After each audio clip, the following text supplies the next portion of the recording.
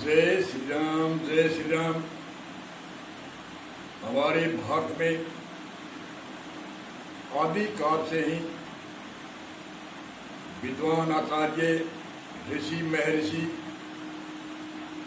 संत, साधु, महात्मा, भगत, अर्थ अर्थार्थी, जिज्ञासु और ज्ञानी अनादि काल से ही हुए।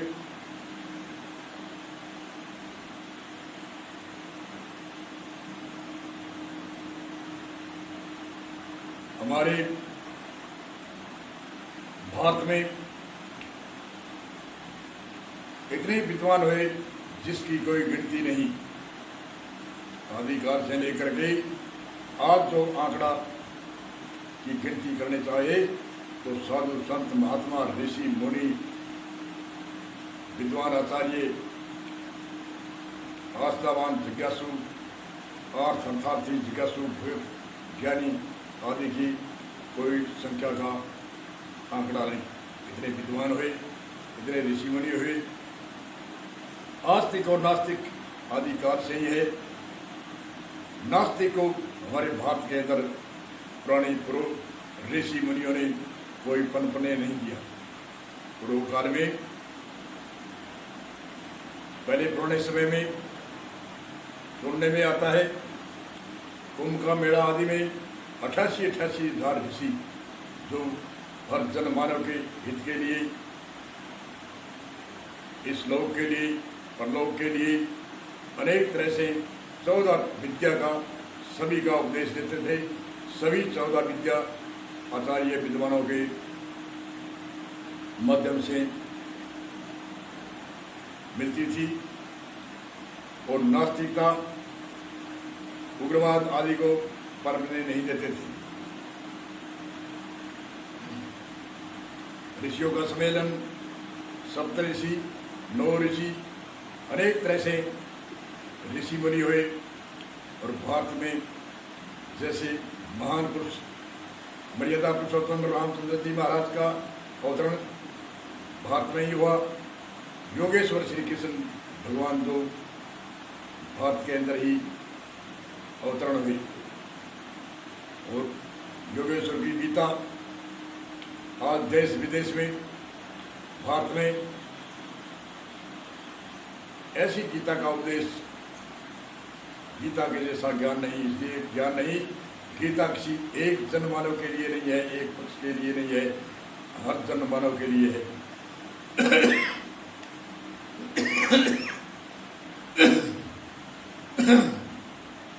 ऐसे अनेक तरह से ऋषि मुनि हुए हमारे, जिसकी कोई गिनती सीमा नहीं है।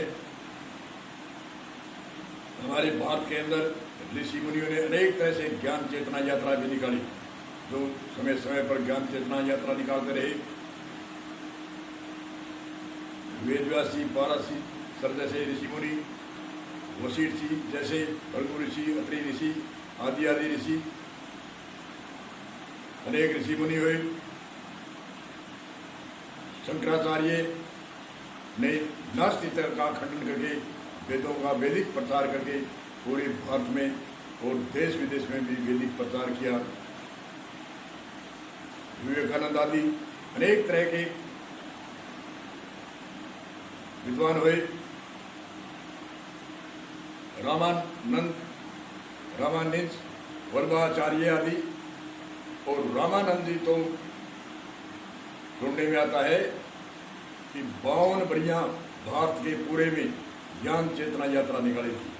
उस समय अकबर का शासन था, फिर भी लाख लाख 2-2 लाख के जत्थे थे और ज्ञान चेतना यात्रा पूरे भारत में 52 बढ़िया।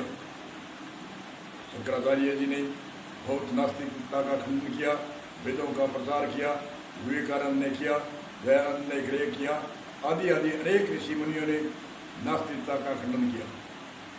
आज जो पुराने समय में 5 सिद्धांत है, द्वैतवाद, अद्वैतवाद, द्वैताद्वैत, शुद्धाद्वैत और विशिष्टाद्वैत आदि 5 सिद्धांतों के आचार्य विद्वान एक जगह सम्मेलन करते थे, हर मानव मात्र के कल्याण के लिए, भलाई के लिए, उपदेश के लिए। आत्म कल्याण के लिए, समाज के लिए, परिवार के लिए, देश के लिए, राष्ट्र के लिए सब एक स्थान में रहते थे, सम्मेलन होता था। आज कुछ एक दो पीढ़ी की परंपरा है, वो कहते हैं मोक्ष मुक्ति का उपाय तो हमने ढूंढा है, हमने ढूंढ निकाला है। पहले कहाँ था? हम चौका आरती कराते हैं, 5 आरती बोलते हैं, 5 आरती चौका आरती है, आदि आदि अनेक तरह की ऐसी भ्रमित एक दूसरे से द्वेष हो रही है, चिढ़ हो रही है। मत मत संप्रदाय जिसकी संप्रदाय नहीं है, जिसकी परंपरा पीढ़ी पीछे की नहीं है, 3 पीढ़ी से पीछे कोई पीढ़ी नहीं है, वो एक दूसरे से चिढ़ मानते हैं और ऐसे आस्थावान जिज्ञासुओं को भ्रमित करते हैं कि उसमें गए तो आप हमारे पास मत आना, और उसमें गए तो आप नरक द्वार में जाओ। और हमारे पास क्या है, ऐसे सुनने में आता है 1 लाख रुपए में स्वरूप का हम ठेका लेते हैं। 1 लाख रुपए की रसीद कटाओ, फार्म भराओ, ऐसे ऐसे करो।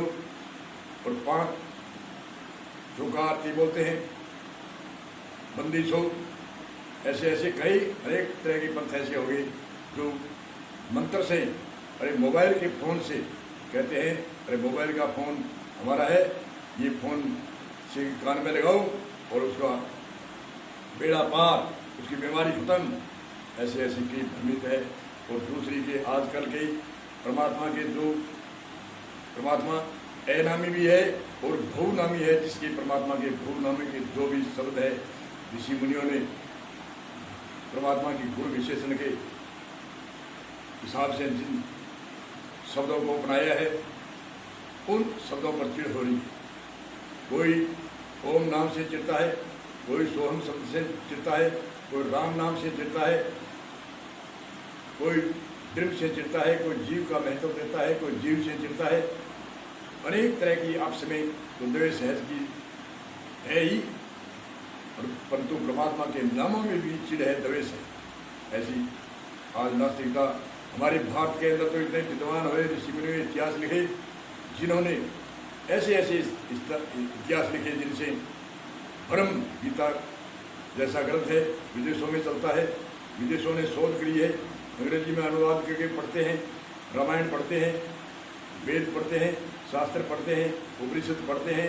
बड़े बड़े जो नास्तिकता थी उनको वह उस विदेशों के अंदर ऐसा शासन है कि उसको पूरा दंड है, कोई अपराध नहीं है, कोई घूसखोरी नहीं है, कोई अलग मत पंथ नहीं है। एक पंथ, एक मत, एक कानून, एक लेन एक देन। और भारत के अंदर से जो इतिहास ले जा करके दूसरे देशों वालों ने इतना विकास किया है और हमने कितना विकास किया है। आज जो इतने आस्थावान जिज्ञासु इतने भ्रमित है, कोई कहीं यथार्थ ज्ञान भुला दिया और रोचक ध्यान ऐसे कर्मकांड के अंदर ऐसे उलझाया है आस्थावान जिज्ञासुओं को, जिसकी कोई वो निकल नहीं सकते, एक दूसरे के दायरे से बाहर नहीं जाते, एक दूसरे के दायरे में चले गए आप घोर नरक में जाओगे, ऐसा उनका उपदेश है। अनेक तरह से कोई है, चाहे छोटे छोटे है, चाहे बड़े बड़े तख्त सिंहासन पर बैठने वाले हैं, सभी का यही मत है। दूसरों के पास गए वहाँ क्या है, कोई भी विद्वान ऋषि मुनि एक बार किसी की यथासथा यथार्थ रूप में सच्चाई में कोई उपमा कर दो और उसकी घुमा के ऐसी एक शब्द में काट देंगे, क्या वो क्या है, उस वैसे ही नाम ऐसे ऐसे करके अनेक तरह से भ्रमित है। इसलिए हमारे भारत के अंदर जब तक नास्तिकता है और नास्तिकता और पाखंड से और धर्म से भ्रमित है, जो पुरानी मर्यादा को नहीं देखते, जो 2-3 पीढ़ी के पीछे कहते हैं हमारे गुरु जी दादा गुरु थे, वह उससे पीछे का कोई गुरु नहीं है। दादा गुरु ने ऐसे किया था, वन में गए, कई मत संप्रदाय के पास में गया, वहाँ कुछ भी नहीं मिला, और वन में गए एकदम ऐसा एक नाम मिला, वो नाम है। ऐसे ऐसे अनेक तरह के भ्रम और जिज्ञासु तो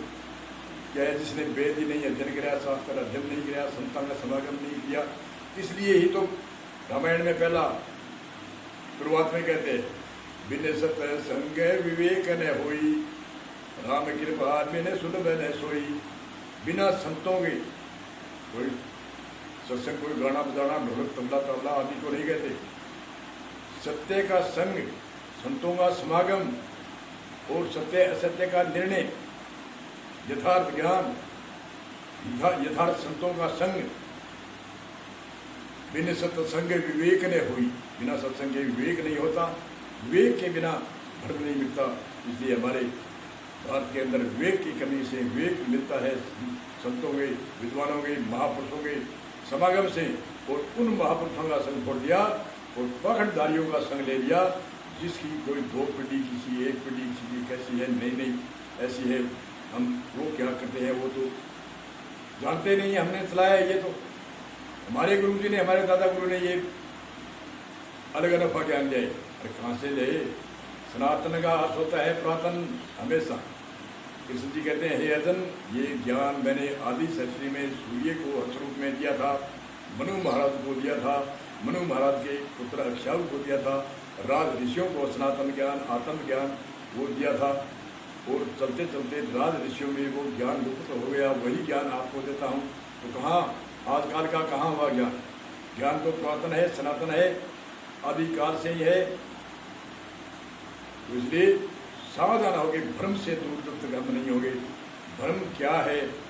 जो फलीपट ज्ञान है आजकल, दो बात इधर ले जाता है, दो बात इधर जा गया, उसके फलीपट जैसे इधर गया ऐसे दो छोड़ो कैसे बोल दिया। विष से चलता है योग साधना का, विष और श्लोक बोलते हैं, श्लोक कहते हैं वेद में, ये श्लोक है अमुक वेद में कितवा नंबर श्लोक है। अरे कहाँ विषय किधर जाता है? आप किधर जाते हो? चेतावनी का विषय है, उसमें साधना का, योग साधना का श्लोक लेते हो। ऐसे इसको फलीपट ज्ञान कहते हैं। कह रहे मैंने बात तो वेद की बोली, अरे वेद की तो बोली, चाहे वेद की बोली चाहे संत की बोल दो, परंतु वो उसके अनुकूल होनी चाहिए, फलीपट नहीं होनी चाहिए। इसलिए सावधान होके हमारे जो आस्थावान है, जिज्ञासु है, अर्थात जिज्ञासु और भक्त है, उनको सावधान हो गए और यथार्थ ज्ञान लेना चाहिए। यथार्थ जब तक आप यथार्थ नहीं जाने तब तक मोटी कसर है। सब भाई समझ यथार्थ है। बिना संतों के समागम के बिना, बिन सत्संगे विवेक नहीं होता, और विवेक के बिना सत्य असत्य का निर्णय नहीं पता चलता। क्या सत्य है, क्या असत्य है, कौन बोलता है वो सत्य है, या वो बोलता है वो सत्य है, कौन से सत्य है, कौन से महात्मा है, कौन से ध्रुव है, कौन से लक्षणधारी है। आगे लक्षणधारी का सूत्र बताएंगे। बोलो जय श्री राम।